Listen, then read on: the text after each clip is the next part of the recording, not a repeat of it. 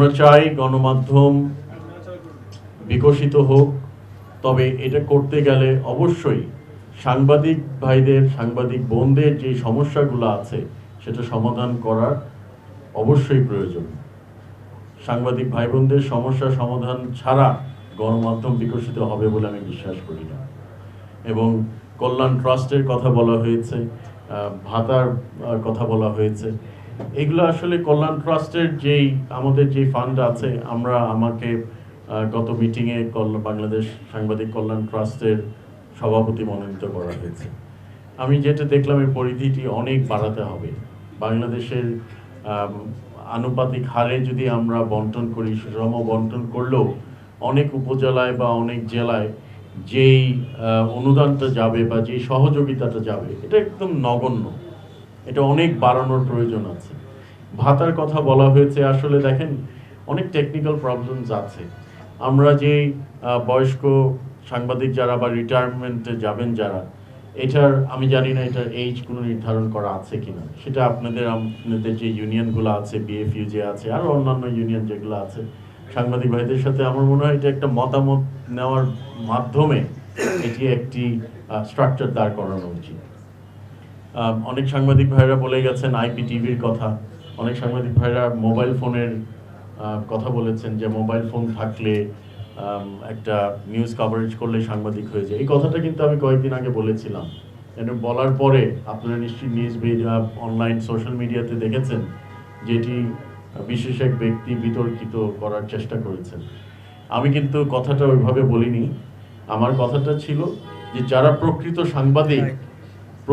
সাংবাদিকরা যেন তারা তাদের পেশাদার দায়িত্ব যেটা আছে সেটা যেন বজায় রাখতে পারেন, এবং যে কোনো ব্যক্তি যার কোনো ট্রেনিং নাই, যার কোনো সংবাদপত্র বা নিউজ মিডিয়া বা টেলিভিশন বা ইলেকট্রনিক মাধ্যমে তার কোনো যোগাযোগ নাই, সংযোগ নাই, বা তার কোনো অ্যাক্রিডিশন নাই, একটা মোবাইল, এখন আমি আজকের এই পর্যায়ে না থেকে যদি আমি একটা মোবাইল নিয়ে আমি একজন সন্ত্রাসী যদি হতাম বা একজন জঙ্গি যদি হঠাৎ করে একটা মোবাইল নিয়ে একটা নিউজ করা শুরু করলো, কোনো মাধ্যমে তার হয়তো ভিউয়ার্স অনেক বেশি থাকতে পারে, কিন্তু যদি কোনো স্ট্রিম লাইন বা কোনো অ্যাক্রিডিটেশন না থাকে, এটি কি বাস্তবসম্মত বা এই দুনিয়ায় কি এটা করা উচিত? এই জিনিসটাই আমি বুঝাতে চেয়েছিলাম, যেটা আপনারা অনেকে আজকে সমর্থন করলেন এবং গণতন্ত্র টিকিয়ে রাখার জন্য অব্যাহত রাখবেন। সরকার যদি ভুল করে আপনারা ভুল ধরিয়ে দিবেন, তবে কেউ যেন কোনো অপপ্রচার না করে, কেউ যেন কোনো মিথ্যা প্রচার না করে। সত্যকে সত্য বলবেন, সাদাকে সাদা, কালোকে কালো। আমরা সেটাই দেখতে চাই, জনগণ সেটা দেখতে চাই। আমরা আজকে সরকারে আছি, ঠিক আছে, ভবিষ্যতে সরকারে যদি নাও থাকি, কিন্তু আমরা সাদাকে সাদা, কালোকে কালো, এই ধারাটা যেন অব্যাহত থাকে, সেই দিকে আমাদেরকে নজর দিতে হবে।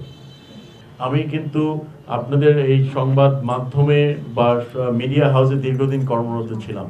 আমি যুক্তরাজ্যে বিবিসির নাম আপনারা অবশ্যই জানেন, ব্রিটিশ ব্রডকাস্টিং কর্পোরেশনে আমি প্রায় 15-16 বছর কাজ করেছি। তারপরে আমি দেশে আসি, রাজনীতির সাথে ওতপ্রোতভাবে জড়িত হই, এবং নান্দাইলের মানুষ, নান্দাইলের জনগণ আমাকে ভোটে নির্বাচিত করেন, এবং তাদের ভোটে নির্বাচিত হতে পেরেছি বলে আজকে মন্ত্রিসভায় আমাকে স্থান দেওয়া হয়েছে। এবং এমন একটি মন্ত্রণালয় দেওয়া হয়েছে যে মন্ত্রণালয়ের অধীনে অনেক কিছু করা সম্ভব, আমার সাংবাদিক ভাইদের জন্য করা সম্ভব বলে আমি বিশ্বাস করি। আমি আপনাদের সহযোগিতা চাই।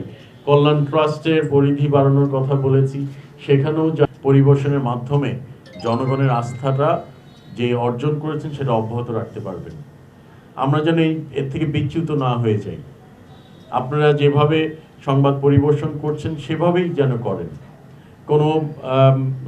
অন্য কোনো উপায়ে যেন আমরা আমাদের যেই সততা আছে, সাংবাদিক ভাইরা যে সততার মাধ্যমে কাজ করছেন সেটা যেন অব্যাহত থাকে।